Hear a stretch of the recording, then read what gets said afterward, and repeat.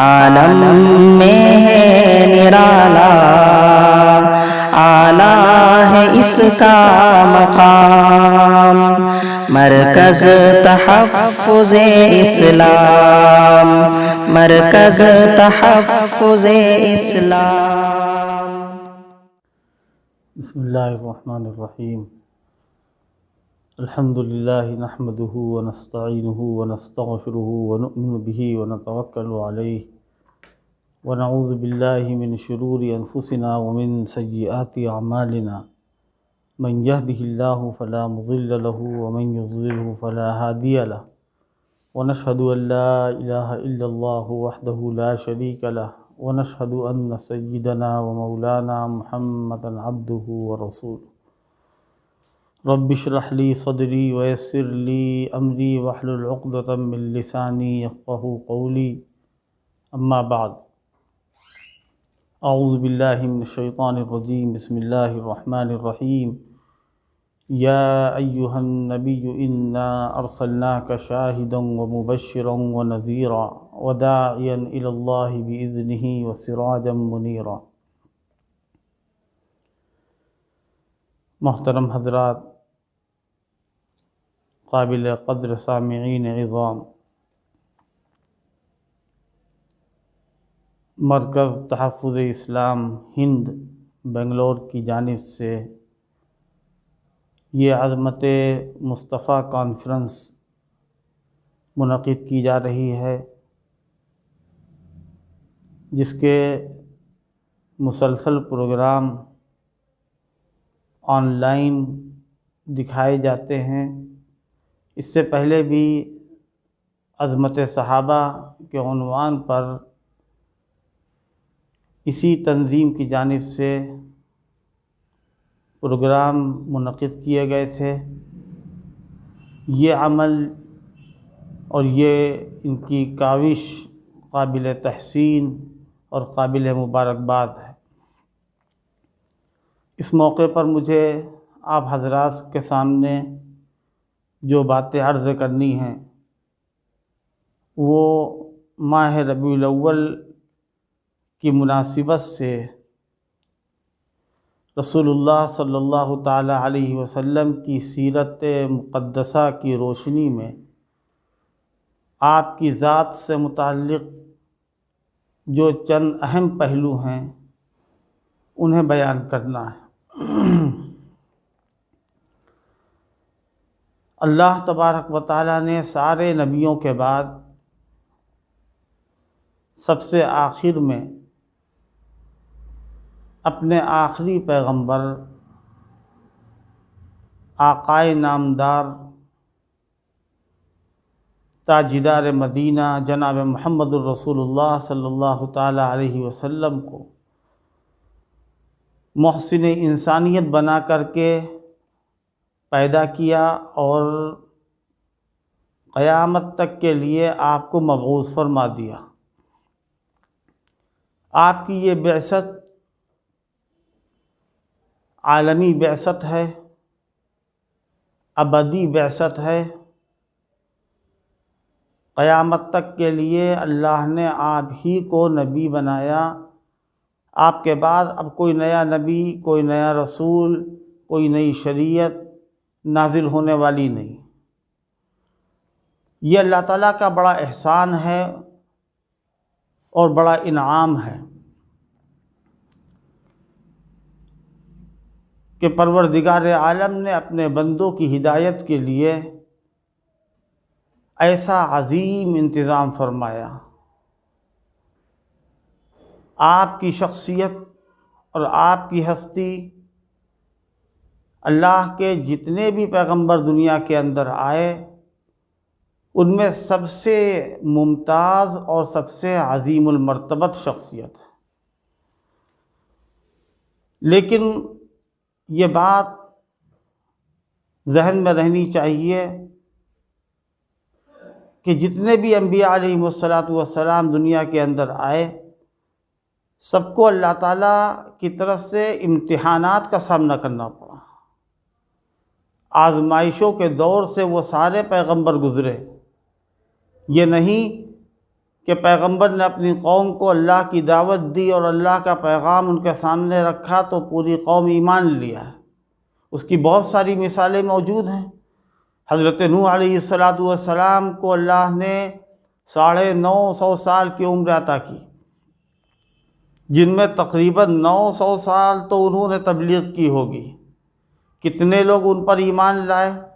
قرآن اس کی گواہی دیتا ہے، ما آمن معہ الا قلیل، ان پر ایمان لانے والے تھوڑے سے لوگ تھے۔ اور ہوتا کیا تھا کہ نبی جب اللہ کا پیغام سناتا تھا تو ان نبیوں کے ساتھ ان کی قوم کا یہ سلوک ہوتا تھا، ما یأتیہم من رسول الا کانوا بہ یستہزئون، کوئی بھی رسول آتا تھا وہ لوگ استہزاء کرتے تھے، مذاق اڑاتے تھے۔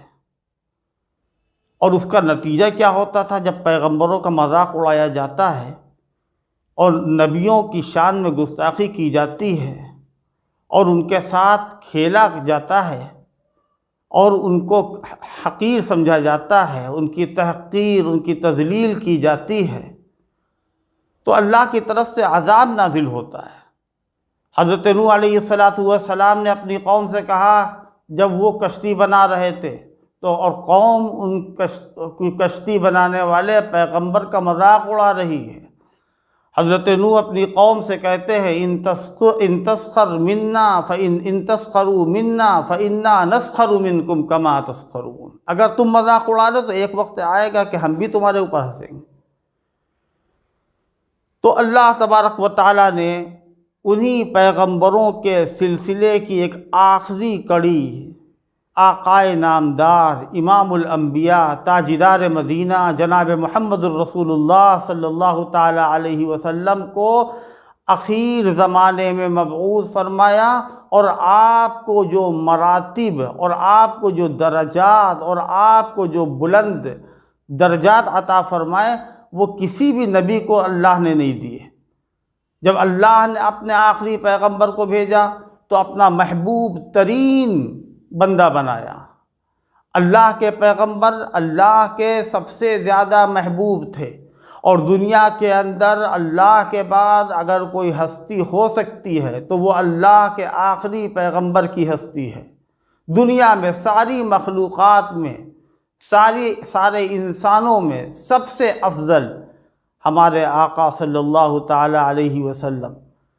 مکی زندگی میں آپ کو جس دور سے گزرنا پڑا اور مخالفتوں کو جس طرح سامنا کرنا پڑا، مشرکین مکہ، منکرین اسلام، معاندین اسلام کا جس طرح پیغمبر کو سامنا کرنا پڑا، اور جن اذیتوں سے انہوں نے جن اذیتوں کے دور سے وہ گزرے، یہ اللہ کے پیغمبر صلی اللہ تعالی علیہ وسلم کے مرتبے کو بڑھانے والی چیز تھی۔ لیکن اللہ تبارک و تعالیٰ نے اپنے نبی کی ہر موقع پر حفاظت کی، اور اللہ نے اس کا وعدہ کیا، یا ایھا الرسول بلغ ما انزل الیک من ربک، اے رسول آپ کو جو تبلیغ سونپی گئی ہے، جس کے لیے آپ متعین کیے گئے ہیں، جس کے لیے آپ مامور ہیں اللہ کی طرف سے، آپ اس کام کو انجام دیتے رہیے۔ اور اگر ایسا نہیں کیا تو آپ نے حق رسالت ادا نہیں کیا۔ اور رہی بات یہ کہ آپ کی حفاظت کیسے ہو، آپ کا بچاؤ کیسے ہو، اللہ نے یہ وعدہ فرمایا، واللہ یعصمک من الناس، اللہ آپ کو لوگوں سے بچائے گا۔ ابو جہل، ابو لہب، عتبہ، ایسے بڑے بڑے رؤسائے مکہ، اغنیائے مکہ کہ جو آپ کی جان کے دشمن تھے، 40 سال کی عمر میں جب اللہ کے آخری پیغمبر نے وہ اعلان کیا کہ جس کے لیے آپ کو بھیجا گیا تھا، اور لوگوں کے سامنے یہ کہا کہ تمہارا معبود ایک ہے، تم کلمہ پڑھو لا الہ الا اللہ، تو لوگ آپ کے دشمن ہو گئے، آپ کے مخالف ہو گئے۔ اپنی قوم میں آپ نے یہ بات کہی کہ اے میرے دشمنوں، اے میرے ساتھ بدسلوکی کرنے والوں، تم نے تم بچپن سے لے کر کے 40 سال کی عمر کا تم نے میری زندگی کا جائزہ لیا ہے، مطالعہ کیا ہے، اس کو قریب سے دیکھا ہے۔ میرا بچپن تمہارے بیچ میں گزرا، میری جوانی تم نے دیکھی، میری جلوت اور خلوت تم نے دیکھی، تم نے میرا اخلاق دیکھا، کردار دیکھا، میرا گفتار دیکھا، لیکن ہو کیا گیا؟ قرآن مجید کے اندر ہے فَقَدْ لَبِثْتُ فِيكُمْ عُمُرًا مِّن قَبْلِهِ أَفَلَا تَعْقِلُونَ، ایک لمبی عمر گزار دی ہم نے تمہارے بیچ میں، تم ہم سے ناواقف نہیں ہو، ہم اجنبی نہیں ہیں تمہارے بیچ، کیا تمہارے پاس اتنی بھی سمجھ نہیں ہے کہ میں جو بات کہہ رہا ہوں وہ بالکل برحق ہے؟ خلاصہ یہ کہ اللہ کے پیغمبر کو جھٹلایا گیا، آپ کے ساتھ برائی کی گئی، لیکن اللہ تبارک و تعالیٰ نے اپنے نبی کی ہر جگہ پر دستگیری فرمائی، آپ کا اللہ نے ساتھ دیا، اللہ کی مدد آپ کے شامل حال رہی۔ کیا فرمایا؟ اِنَّا أَعْطَيْنَاكَ الْكَوْثَرَ فَصَلِّ لِرَبِّكَ وَانْحَرْ إِنَّ شَانِئَكَ هُوَ الْأَبْتَرُ، ہم نے آپ کو حوض کوثر عطا کیا، بہت بڑی نعمت ہے قیامت کی۔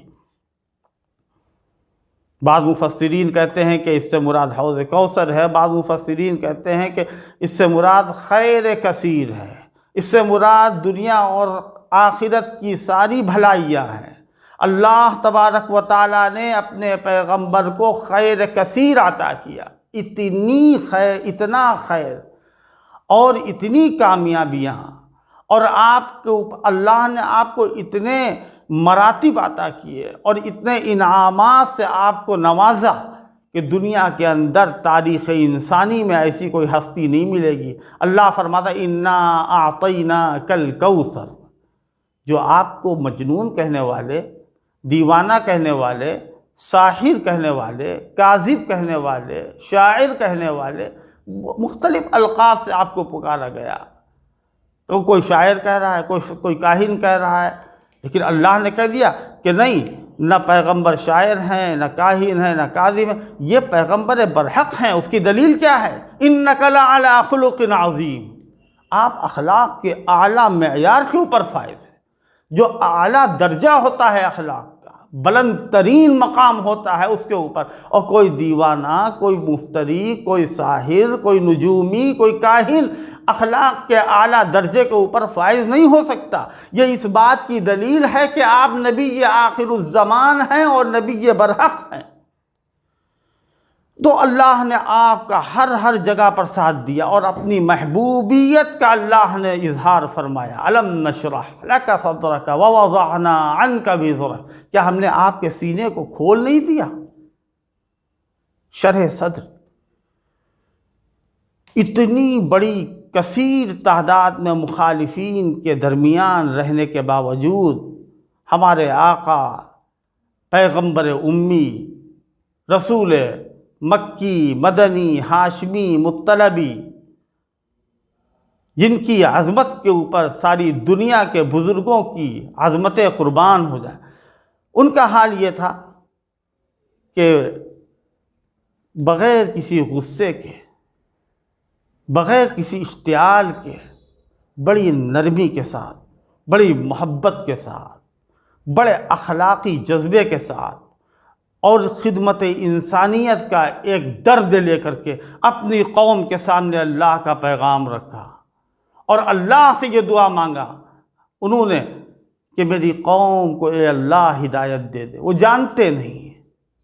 آپ جس چیز پر غور کیجئے، یہ شرح صدر ایک ایسی نعمت ہے، یہ شرح صدر اتنا بڑا مقام ہے۔ حضرت موسیٰ علیہ السلام جو جلیل القدر پیغمبر، جب فرعون کی طرف جانے کا اللہ کا حکم ہوا، اذهب الى فرعون انه طغى، اے موسیٰ جاؤ فرعون کے پاس، اس نے سرکشی کی ہے۔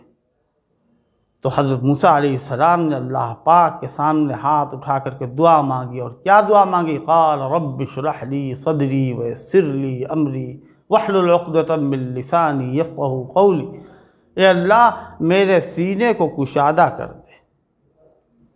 کیوں؟ اس لیے پیغمبرانہ دعوت و تبلیغ کے لیے بے لوث، بے باک طریقے سے، مخلصانہ تبلیغ کے لیے جب تک سینہ کشادہ نہیں ہوگا، اور پھر پیغمبر کے ذمے جو تبلیغ ہوتی ہے وہ تو مبلغ ہی بن کر کے آتا ہے۔ آج پوری امت مسلمہ کو یہ جاننا چاہیے، یہ ماہ ربیع الاول کا جو پیغام ہے، لوگ سمجھ نہیں پاتے ہیں کہ ہمارے نبی پیدا ہوئے تھے، رسول کی ولادت ہوئی تھی 12 وفات میں۔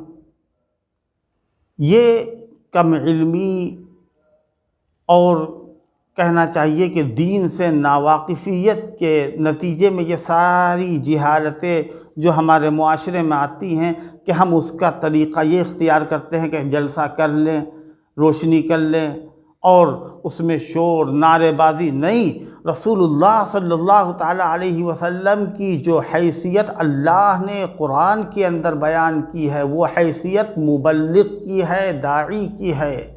فرمایا انما انت منذر ولکل قوم ہاد، اے پیغمبر آپ ڈرانے والے ہیں، اور ہر قوم میں اللہ کی طرف سے ہدایت دینے والا آیا۔ آپ جگہ جگہ پر اس چیز کو دیکھیں گے، الحمدللہ الذی انزل علی عبدہ الکتاب ولم یجعل لہ عوجا قیما لینذر بأسا شدیدا۔ جو کتاب ہم نے نازل کی ہے اس کے اندر کوئی کجی، کوئی کمی، کوئی نقص نہیں ہے، بالکل بے عیب کتاب ہے۔ ایک ایسی کتاب ہے کہ جو حقانیت سے، صداقت سے پر ہے، اور آپ کو اللہ نے اس لیے بھیجا تاکہ آپ قوم کو ڈرائیں۔ کس قوم کو ڈرائیں؟ اس قوم کو کہ جہاں سالوں سے، صدیوں سے نبی نہیں آیا۔ قوم قریش، مکے کے کافر، جہاں حضرت اسماعیل علیہ السلام سے لے کر کے اللہ کے آخری پیغمبر تک کوئی نبی، کوئی رسول نہیں آیا۔ اسی لیے فرمایا ہے سورہ یاسین کے اندر لِتُنذِرَ قَوْمًا مَّا أُنذِرَ آبَاؤُهُمْ فَهُمْ غَافِلُونَ۔ ہم نے آپ کو ایسی قوم میں بھیجا ہے کہ جن کے آباء و اجداد کو ڈرایا ہی نہیں گیا، مطلب براہ راست پیغمبر نہیں آئے، لیکن پیغمبر کی تعلیم بالواسطہ ان تک پہنچتی رہی، اور ترجمان، نمائندے، اہل اللہ کا پیغام ان تک پہنچاتے رہے۔ اللہ کے آخری پیغمبر کو جب بنو اسماعیل سے آپ کا تعلق ہے، آپ حضرت اسماعیل کی اولاد ہیں، جب یہود و نصارہ کو معلوم ہوا کہ اولاد اسماعیل میں ایک ایسا نبی ہے جو یہ اعلان کرتا ہے کہ میں نبی ہوں، تو انہوں نے جاننے کے باوجود، معلوم ہونے کے باوجود، ان کو ہر چیز کا علم تھا کہ محمد الرسول اللہ سچا رسول ہے، سچا نبی ہے۔ کیوں؟ قرآن اس کی گواہی دیتا ہے، الذین یتبعون الرسول النبی الامی الذی یجدونہ مکتوبا عندہم فی التوراۃ والانجیل۔ یہ توریت اور انجیل میں پیغمبر کو پاتے تھے، اور ان کو معلوم تھا کہ یہ برحق ہے، یہ سچا ہے، لیکن ان کا گھمنڈ، ان کا تکبر، ان کی بڑائی اور ان کا جو فخر تھا، اس کی وجہ سے وہ مجبور تھے، اور انہوں نے اس کو گوارا نہیں کیا، اور اس حق کا اظہار نہیں کیا، ایمان نہیں لائے۔ اور قرآن مجید بہت خوبصورت انداز سے اس حقیقت کو بیان کرتا ہے۔ فرمایا لن ترضى عنك اليهود ولا النصارى حتى تتبع ملتهم قل ان هدى الله هو الهدى۔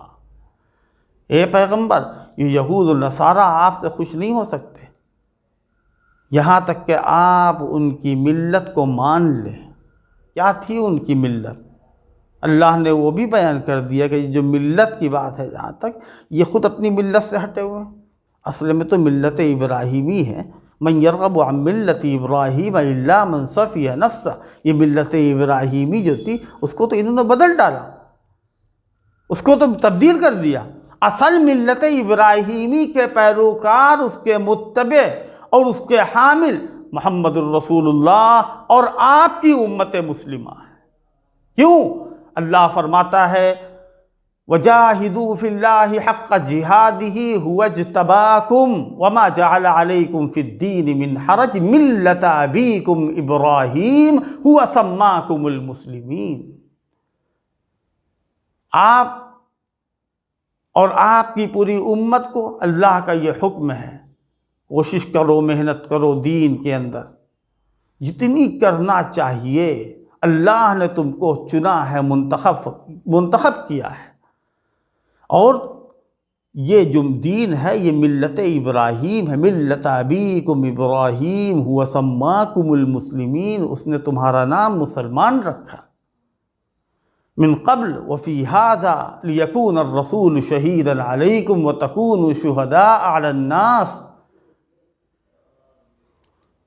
پہلے بھی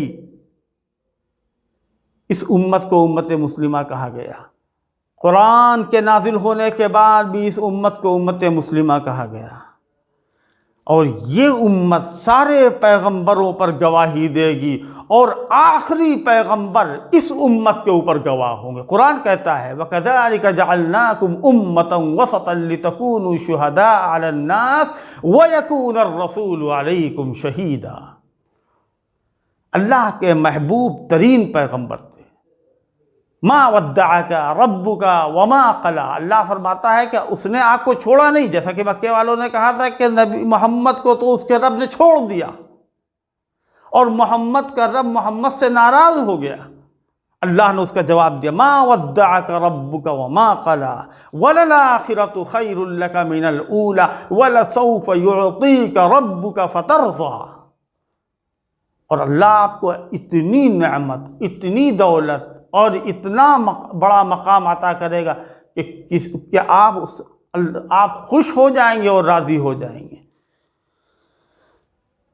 حضور پاک صلی اللہ تعالی علیہ وسلم کا مقام اور مرتبہ شریعت کے اندر جو ہے وہ اللہ کے بعد ہے، لیکن اللہ تبارک و تعالی نے اپنے مقام کے بعد پیغمبر آخر الزمان کا جو مقام بیان کیا ہے، اس سے آپ خوب اچھی طریقے سے سمجھ لیے گا توحید اور رسالت کا فرق۔ توحید کیا چیز ہوتی ہے، رسالت کیا چیز ہوتی ہے۔ توحید کا مطلب اللہ کو ویسا مانو جیسے اللہ کی ذات ہے، اور رسالت اللہ کے برابر کسی کو مت سمجھو، رسول کو رسول سمجھو، جو رسول کا مقام ہے وہ مقام پہچان لو۔ تو رسول اللہ صلی اللہ تعالی علیہ وسلم کا جو مقام ہے شریعت کے اندر، وہ رسول ہونے کا، نبی ہونے کا، اور سب سے بڑی بات یہ کہ عبدیت کا مقام۔ آپ اللہ کے خاص بندے تھے، اور اللہ کے ساتھ کسی چیز میں شریک نہیں تھے۔ اللہ کی مشیت میں آپ کی کوئی شرکت نہیں تھی۔ مشیت دنیا کے اندر صرف اللہ کی چلتی ہے، تخلیق اللہ کی ہے، رزاقیت اللہ کی ہے، الوہیت، معبودیت، مسجودیت سب اللہ کی ہے۔ کوئی یہ نہیں کہہ سکتا کہ جو اللہ چاہے وہ رسول چاہے۔ اللہ تو کہتا ہے ما تشاءون الا ان یشاء اللہ۔ ہاں یہ ضرور ہے کہ دنیا کے اندر بندوں میں اللہ نے اگر سب سے افضل اور اشرف بنایا، سب سے زیادہ بزرگ و برتر بنایا، تو وہ انبیاء علیہم السلام کو بنایا، اور انبیاء علیہم السلام کے بعد میں سب سے اعلیٰ، سب سے بالا، سب سے برتر اگر کوئی ہے تو وہ اللہ کے پیغمبر حضرت محمد الرسول اللہ صلی اللہ تعالی علیہ وسلم۔ ہم اللہ کا جتنا بھی شکر ادا کریں کم ہے۔ اللہ تبارک و تعالیٰ نے ہم کو امت مسلمہ میں پیدا فرمایا۔ امت مسلمہ ہونے کا مطلب کیا ہے، اس کو سمجھنا چاہیے۔ امت کے لیے یہ ایک رہنمائی کی بات ہے کہ ہم صرف زبان سے کہہ دیں کہ رسول والے یا قرآن والے ہیں، ہم زبان سے کہہ دیں کہ ہم اسلام والے ہیں، ہمارا نام مسلمانوں کا ہو، ہمارا دعویٰ اسلامی ہو، نہیں۔ اگر ہم کو محمد صلی اللہ تعالیٰ علیہ وسلم سے محبت ہے اور اس کا اظہار کرتے ہیں اور اس کا دعویٰ کرتے ہیں تو مسلمانوں خوب اچھی طریقے سے سمجھ لو کہ محبت رسول کا جو دعویٰ ہے بالکل کھلا ہوا، اس کا جو تقاضا ہے وہ بالکل ظاہر کھلا ہوا ہے۔ اللہ جگہ جگہ پر اس بات کو فرماتا ہے کہ اطاعت کرو، اتباع کرو، کہنا مانو، اور جو اللہ کی اطاعت کرے گا اور رسول کی اطاعت کرے گا، جس نے اللہ کی اطاعت کی اور رسول کی اطاعت کا کیا مطلب ہوتا ہے؟ اطاعت کا، اتباع کا مطلب جو رسول اللہ صلی اللہ علیہ وسلم نے ہم سے فرمایا ہم اس پر کہیں سمعنا واطعنا، ہم نے سنا اور ہم نے مانا، ہم ایمان لائے۔ اور دوسری بات یہ، رسول کے نقش قدم پر زندگی گزار۔ آپ کیا کرتے تھے؟ آپ نے کس طرح امت کو امت بنایا؟ آپ نے کس طرح عبادت سکھائی؟ نماز پڑھ لینا نہیں،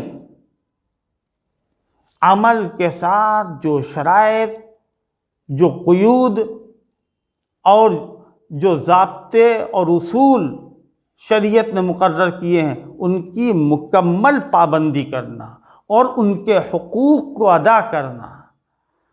صلو کما رأیتمونی اصلی، ایسے نماز پڑھو جیسے تم مجھے دیکھتے ہو نماز پڑھو۔ آپ کو حدیث میں بہت سارے واقعات اس طرح کے ملیں گے کہ اللہ کے رسول صلی اللہ علیہ وسلم نے بتایا کہ دیکھو جیسا میں کر رہا ہوں ویسے ہی تم کو کرنا ہے۔ کچھ لوگ اللہ کے پیغمبر کے گھر میں آئے اور پوچھا کہ کیا کرتے ہیں پیغمبر؟ ان کو جواب دیا گیا کہ پیغمبر روزہ بھی رکھتے ہیں، افطار بھی کرتے ہیں، پیغمبر نماز بھی پڑھتے ہیں اور آرام بھی کرتے ہیں، سوتے بھی ہیں اور جہاد بھی کرتے ہیں اور گھر میں بھی رہتے ہیں شادی وغیرہ میں۔ تو ان میں سے کسی نے کہا کہ میں ساری زندگی نماز پڑھوں گا اور سونا ہم اپنے اوپر حرام کر لیں گے۔ کسی نے کہا کہ میں پورے زمانے پوری زندگی روزے رکھوں گا، روزہ کبھی نہیں چھوڑوں گا، کسی دن نہیں چھوڑوں گا۔ کسی نے کہا کہ میں اللہ کے راستے میں نکل جاؤں گا یا گوشہ نشی ہو جاؤں گا اور دنیا سے اپنا تعلق ترک کر لوں گا۔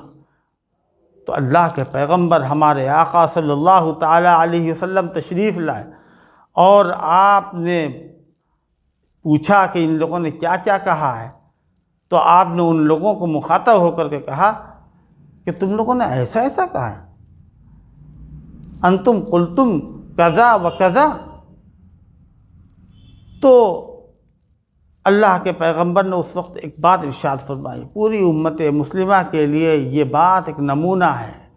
آپ نے فرمایا کہ دیکھو میں نماز بھی پڑھتا ہوں، میں یہ بھی کرتا ہوں اور میں روزہ بھی رکھتا ہوں، افطار بھی کرتا ہوں، ساری باتیں۔ اور فرمایا آگے کہ انی اخشاکم للہ واتقاکم لہو، اللہ کی خوف، اللہ کا خوف اور خشیت کا جہاں تک تعلق مجھ سے زیادہ تم اللہ سے نہیں ڈر سکتے ہو، اور یہ ہے میرا طریقہ اور میری سنت۔ من رغب عن سنتی فلیس منی، جو میری سنت سے اعراض کرے گا وہ مجھ سے نہیں ہوگا۔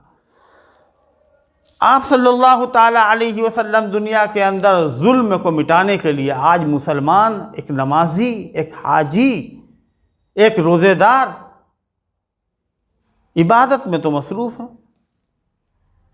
کیا ہے؟ صرف دین کے کسی ایک شعبے کو اختیار کر لینے کے بعد کیا وہ دوسرے شعبے سے مستغنی ہو سکتا ہے؟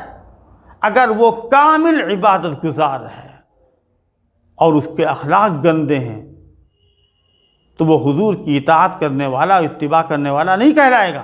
اگر کوئی شخص کلمہ پڑھنے والا اور اس کا عمل ایسا ہو کہ وہ ظلم بھی کرتا ہو، آج مسلمان اس کا جائزہ لیں کہ ایک بھائی اپنے بھائی کے اوپر کس طرح ظلم کرتا ہے۔ ایک معمولی بات ہے، آدمی کے معاملات اور اخلاق کا حال یہ ہو گیا ہے کہ اگر کسی کی امانت ہے تو اس امانت کو وہ اپنی ذاتی چیز سمجھتا ہے، اور کسی کی زمین کو ہڑپ لینا، اس پر قبضہ کر لینا ایک معمولی بات ہے۔ اور اللہ کے رسول صلی اللہ تعالیٰ علیہ وسلم تو دنیا میں آئے ہیں ظلم کو مٹانے کے لیے اور ظلم کی جڑ کو ختم کرنے کے لیے۔ مسلمان اگر محمد الرسول اللہ سے سچی محبت کا دعویٰ کرتا ہے تو اس کو چاہیے کہ محبت زبانی کلامی کے ساتھ ساتھ وہ مشابہت اختیار کرے اپنے آخری پیغمبر حضرت رسول اللہ صلی اللہ تعالیٰ علیہ وسلم۔ اور مشابہت کا کیا مطلب ہے کہ جو طریقہ آپ کا ہے اس طریقے پر چلنے کی کوشش کرے۔ محمد الرسول اللہ صلی اللہ تعالیٰ علیہ وسلم کو محبت تھی صحابہ سے، آپ کو محبت تھی اہل بیت سے۔ تمام مسلمانوں کے اوپر فرض اور لازم ہے جس سے آپ محبت کرتے تھے ان سے امت محبت کرے، اور اگر نہیں کرتی ہے تو اس کی محبت رسول معتبر نہیں ہو سکتی، کوئی اعتبار نہیں ہوگا۔ آپ کو نفرت تھی، آپ کو دوری تھی ان لوگوں سے کہ جو دشمنان اسلام ہیں، ان کے طریقوں سے نفرت تھی جو دشمنان قرآن ہیں۔ قرآن کا پڑھنے والا کیا وہ اس چیز کو نہیں سمجھتا ہے؟ اللہ فرماتا ہے یا ایھا الذین آمنوا لا تتخذوا الذین اتخذوا دینکم ہزوا ولعبا، ان کو اپنا دوست مت بناؤ کہ جو تمہارے دین کے دشمن ہیں، مذاق اڑاتے ہیں، ان کے طریقے پر مت چلنا۔ لا تتخذوا بطانۃ من دونکم لا یألونکم خبالا، جو اللہ کے دشمن ہیں ان کو تم اپنا رازدار مت بنانا۔ کیوں؟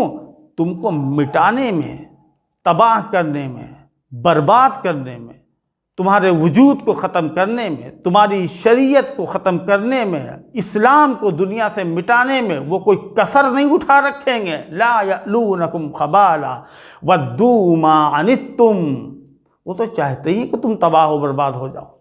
قد بدت البغضاء من افواہہم وما تخفی صدورہم اکبر، جو ان کے منہ سے نکل رہا وہ تو کم ہے، جو سینوں میں چھپا ہوا ہے بہت ہے۔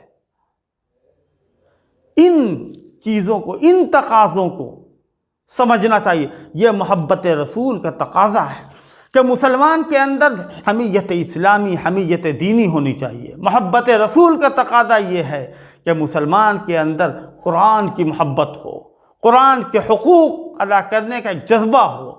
محبت رسول کا تقاضا یہ کہ قرآن مجید رسول اللہ صلی اللہ تعالیٰ علیہ وسلم پر نازل ہوا، اور قرآن کی آپ اتنی تلاوت کرتے تھے، کیا ضرورت تھی پیغمبر کو تلاوت کرنے کی؟ کیا ضرورت تھی پیغمبر کو عبادت کرنے کی؟ اللہ کے رسول صلی اللہ تعالیٰ علیہ وسلم قرآن مجید کو پڑھتے بھی تھے اور قرآن کو سنتے بھی تھے۔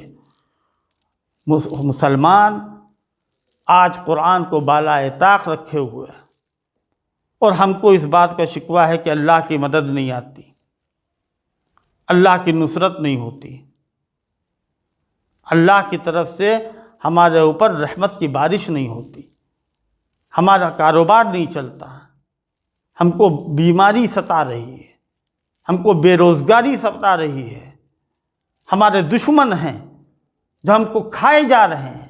بات دراصل یہ ہے کہ جو اللہ کو بھلاتا ہے، جو پیغمبر کے طریقے کو چھوڑتا ہے، تو اللہ بھی اس پر سے نظر کرم ہٹا لیتا ہے۔ کیا فرمایا؟ لا تکونوا کالذین نسوا اللہ فانساہم انفسہم، ان لوگوں کی طرح مت ہونا کہ جنہوں نے اللہ کو بھلا دیا تو اللہ نے بھی ان کو بھلا دی۔ جیسا اللہ کے ساتھ ہوتا ہے ویسے ہی اللہ اس کے ساتھ کرتا ہے۔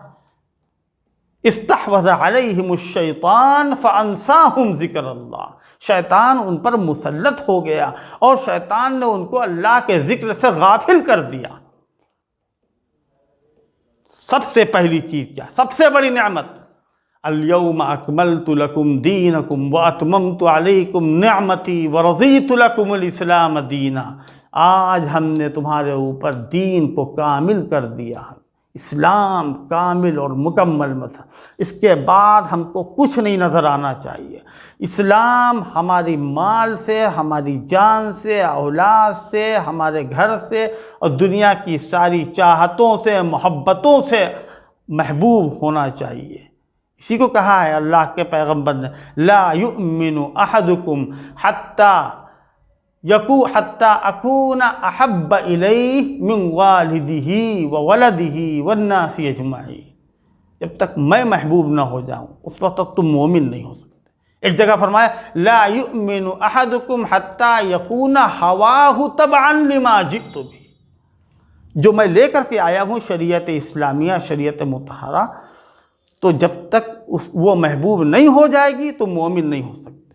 یہ ہے محبت کا تقاضا۔